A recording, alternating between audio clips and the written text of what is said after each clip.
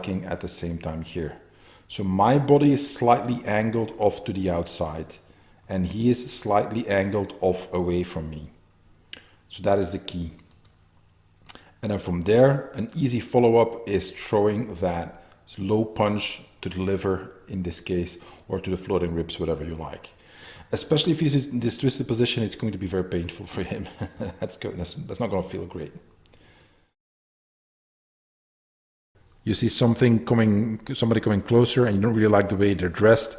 I mean, if you look at the guy here, he's on flip-flops. He's wearing what kind of looks like this, I don't know if it's a skirt, it's something that is hanging there.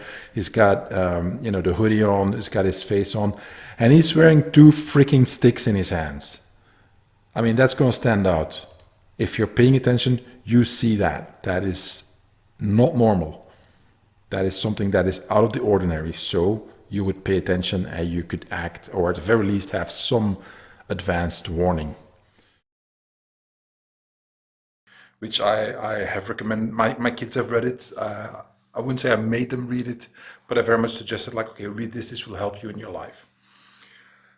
It's an old book. Some of the examples may not be up to date. I don't know if they have an updated version of it where they give more relevant examples to, our times, because it's a really old book, and some of the things he writes might not resonate with people now, but the lessons are as valid as they were back when it was first published. It's relevant in many ways because I think one of the most important lessons that book teaches is that you for one can influence people and win them over as a friend, and two, it teaches you to go out of your way to be, how should I put it,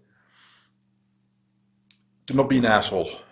That might be the best way to describe it. Just get over yourself, which is a lesson we all have to learn and relearn constantly.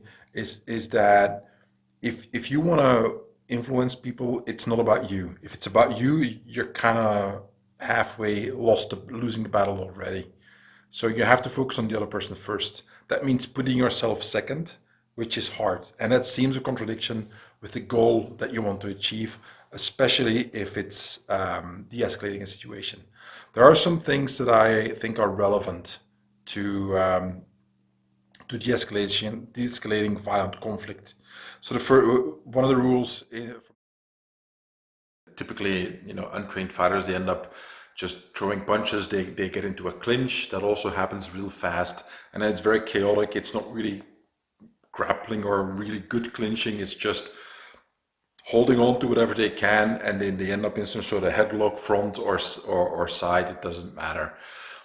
If I show something like that, it's very hard to record because you're standing close to the partner and the arms and the bodies are close together. And when you start manipulating and doing techniques, it's really hard for the camera to pick everything up.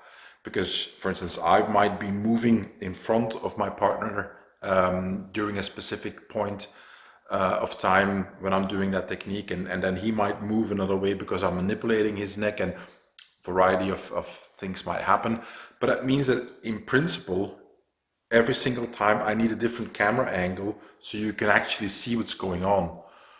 Or I have to do the technique, 4, 5, 7, several different times from different camera angles to show you. Or I have to pause every single step of the way and turn my partner, which is also something I do, and like pause, stay right here. I just grab your neck and I'm just controlling your spine here. Now let's turn 45 degrees towards the camera, right? So now everybody can see my right hand that I cupped underneath his chin. Whereas if I'm facing this way or this way, you wouldn't see it because his head's in the way. That is a big part of it. So just making sure that you get the information. I learned a lot by making videos, obviously, for I think almost 20 years now, getting old. But mostly by working with the guys at Paladin Press, just by being in a professional video studio and seeing how they work. And they had several different cameras to cover different angles, overhead camera and so on. Lighting was checked every time, time markers, sound. So all that kind of stuff was something that I was developing by myself, and then by working with professionals, I became a lot more aware of it. Another aspect of that is that I became aware of it as I was preparing for shooting my first video with Paddle and Press, which was Combat Sancho, the three-part series. What very quickly became apparent is that I needed to structure the curriculum, and as